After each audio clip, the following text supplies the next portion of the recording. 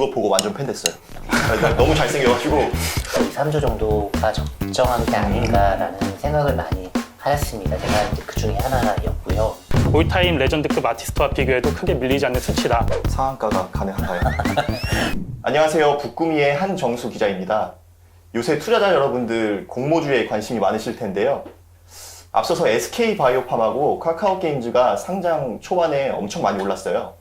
그래서 오늘은 올해 공모주 최대어로 평가받고 있는 방탄소년단의 빅히트 엔터테인먼트에 대해서 소개를 드려볼까 합니다. 그래서 빅히트 투자를 어떻게 하면 좋을지 구체적으로 설명을 해주신 전문가 두 분을 모셨어요. 먼저 유안타증권에서 미디어 엔터테인먼트 분야를 전담하고 계시는 박성호 연구원님이시고요. 그리고 스타뉴스에서 대중음악 취재하고 계시는 이정호 기자님입니다. 안녕하세요. 안녕하십니까. 네, 먼저 박성호 연구원님께 질문을 드릴게요. 유안타증권에서 빅히트 목표 주가를 29만 6천 원으로 제시하셨어요. 네, 그리고, 맞습니다. 네, 그리고 목표 시가총액이 10조 원. 네. 그래서 희망 공모가가 10만 원대 초반인 점 감안하면은 되게 고평가를 하신 셈인데 여기에 대해서 좀 설명을 부탁드립니다. 일단은 이제 목표 주가 산출 방식 일단 말씀을 좀 드리겠습니다. 일단 내년도 실적을 좀 추정을 해야 하는데요. 지금 하우스별로 지금 다양한 지금 의견이 지금 나오고 있습니다. 지금 가장 낮게 보시는 이제 하우스에서는 한 1,200억 정도 순이익을 보고 있고요. 가장 높게 보시는 쪽은 이제 2,100억 정도. 제가 이제 1,600억을 지금 제시를 하고 있는 거고요. 1,600억에 해당하는 순이익을 기준으로 저희가 이제 제시하고 있는 적정 타겟 멀티플은 한 60배 정도로 저희가 책정을 하였습니다. 그래서 1,600억 곱하기 이제 60배를 해보게 되면 이제 10조 원이 나오게 되는 거고요. 이 60배를 이제 적용을 하고 있는 이유를 좀 말씀 좀 드려보도록 하겠습니다. 지금 현재 콘텐츠 주식들 지금 한류 열풍으로 또 지금 콘텐츠라고 하는 것들은 대체적으로 보면 수출주의 특성을 가지고 있고요. 이 한국 시장 안에서 뭐 MS 따먹기라는 게 아니라 시장이 계속 확대가 되고 있기 때문에 높은 평가를 받을 수가 있습니다. 자, 저희는 지금 그 빅히트가 이제 뒤에서 제가 좀 말씀드릴 기회가 있을 것 같은데요. 위버스라는 플랫폼을 통해서 그 만들어낼 수 있는 그 팬덤의 수익화 과정을 굉장히 높게 평가를 하고 있고요. 이런 부분이 충분한 할증 요인이 된다. 빅히트 엔터 같은 경우에는 이제 음반 음원을 비롯해서 5만 가지 콘텐츠들을 다 팔 수가 있고요. 마진이 좋은 뭐 MD 같은 것도 굉장히 잘 팔 수 있는 기업이기 때문에 현저하게 높은 프리미엄을 부여할 수 있다라고 저희는 생각을 하고 있습니다. 반면에 이제 지금 투자자들과 좀 이야기를 나눠보게 되면은 그래 그러면 할증 평가는 가능하지만 과연 어디까지 줄 수 있느냐라는 또 질문들을 많이 하십니다. 거기에 대해서는 저도 좀 많은 고민을 하고 있는 상황이고요. 근데 지금 현재 국내 증시에 상장되어 있는 기업들을 보게 되면 아무래도 이제 플랫폼 기업인 카카오가 비교 대상이 좀 될 것 같네요. 이번에 이제 빅히트 엔터에서 이제 제출하였던 증권 신고서에도 이제 네이버와 카카오를 비교 대상으로 삼았습니다. 자, 위버스가 이제 플랫폼의 속성이 있기 때문에 이제 좀 카카오하고도 좀 비교를 해볼 수는 있는 것 같긴 한데요.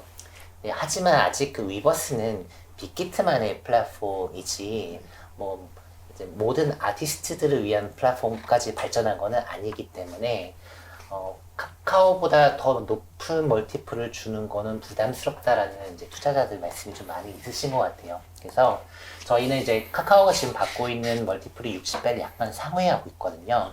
그래서 한 60배 정도까지를 빅히트의 목표 타겟 멀티플로 볼 수 있겠다. 그래서 시가총액 10만 원에 그 목표 주가 29만 6천 원으로 저희가 공식 의견을 제시하였습니다. 근데 그 말씀 중에 죄송한데 위버스가 구체적으로 뭔지 저희가 좀 궁금하거든요. 네, 위버스 뭐 팬들은 많이 아시겠죠. 네, 저도 사실 위버스 작년에 접속은 좀 해보긴 했는데 잘 몰랐었어요. 자, 이 위버스라고 하는 거는 이제 일종의 팬 커뮤니티 플랫폼이라고 볼 수가 있습니다. 제가 지금 그 방탄소년단에 대해서 가장 주목하고 있는 지표가 방탄소년단의 공식 그 트위터 팔로워 숫자가 있잖아요. 2017년 초만 하더라도 한 500만 명이 안 되는데요. 지금 한 2,900만 명 정도가 됩니다. 자, 근데 작년 이제 그 6월 달에 빅히트 측에서 팬 커뮤니티 플랫폼인 위버스를 론칭을 하는데요. 이 위버스 안에서 이제 만 볼 수 있는 여러 가지 컨텐츠가 있습니다. 자, 이 컨텐츠를 이제 소비를 하기 위해서 지금 현재 그 위버스 안에는 이제 그 총 가입자 한 870만 명 정도가 되는데요. 그 안에서 방탄소년단만 이제 지금 추종하는 이제 가입자가 670만 명이 됩니다. 자, 2,800만 명 정도에서 한 670만 명 정도가 2,800만 명을 일종의 방탄에 대해서 관심이 있는 사람들, 그리고 조금 더 찾아보고 싶은 사람이 이제 위버스까지 왔다고 봤었을 때 670만이 들어왔다고 하면요. 그 사람들은 상당히 그 뭔가 이제 추가적인 콘텐츠에 돈을 쓸 수 있는 의향이 있는 사람들이라고 볼 수가 있죠. 자, 그러면 이 위버스라는 플랫폼은요, 그냥 단순하게 이제 팬 관련 커뮤니티 사이트로만 기능을 하는 게 아니라, 뭐, 최근에 이제 방탄소년단 관련 뭐 예능 컨텐츠 같은 거 있거든요. 이런 것들이 한 뭐, 시리즈당 한 2만 원대 정도에 이제 판매가 되고 있는데요. 이제 정말 팬덤이 좀 강화가 되게 되면 여러 가지 콘텐츠를 소비를 하게 됩니다. 그래서 뭐 그런 콘텐츠도 쓸 수가 있게 되고요. 최근에는 이제 그 빅히트 측에서 자체 플랫폼 전략을 지금 쓰고 있는데요. 지난 6월 달에 있었던 방방콘 유료 콘서트가 네네. 있습니다. 자, 이 콘서트는 좀 유니크했던 것이 위버스를 통해서만 접속이 가능했습니다. 그래서 위버스로 이제 그 잠재 팬층이 들어올 수 있게끔 유도를 하는 모습을 좀 보였고요.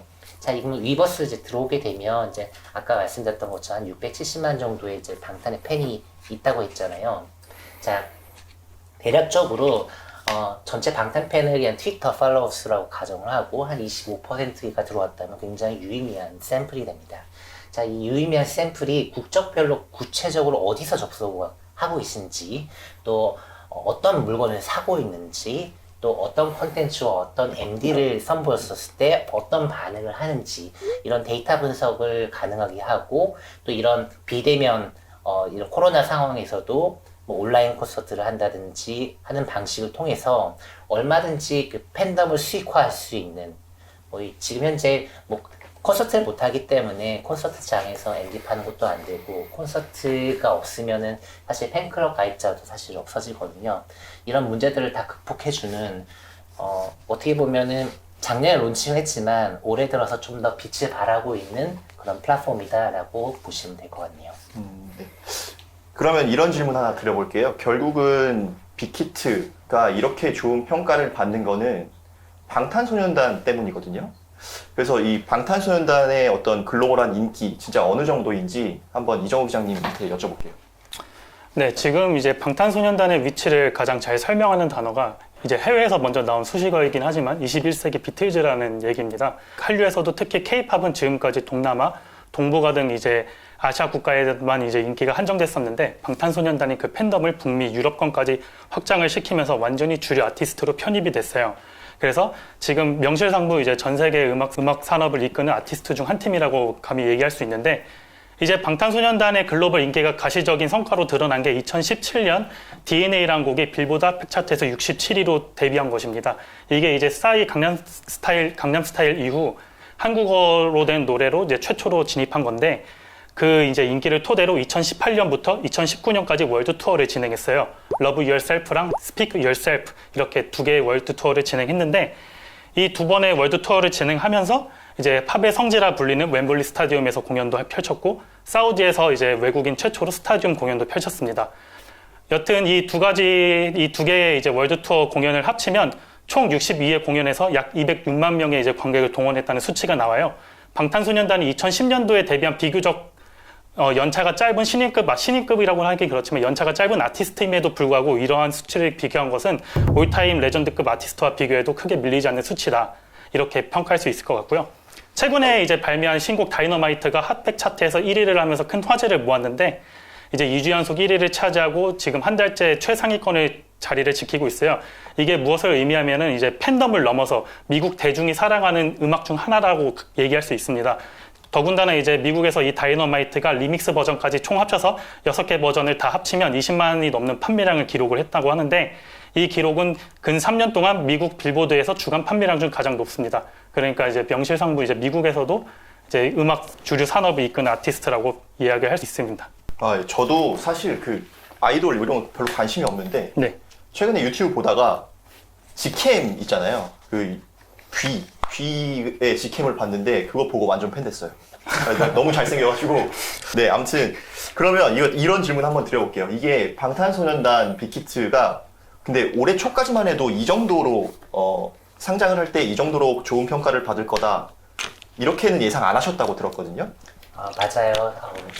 이게 이제 보고서를 통해서 이제 의견 내신 분도 있고 또 그렇지 않으신 분도 있는데요. 이제 애널리스트들 사이에서 이제 빅히트 엔터의 가치에 대해서는 한 2, 3조 정도가 적정한 게 아닌가라는 생각을 많이 하였습니다. 이제 제가 이제 그 중에 하나였고요.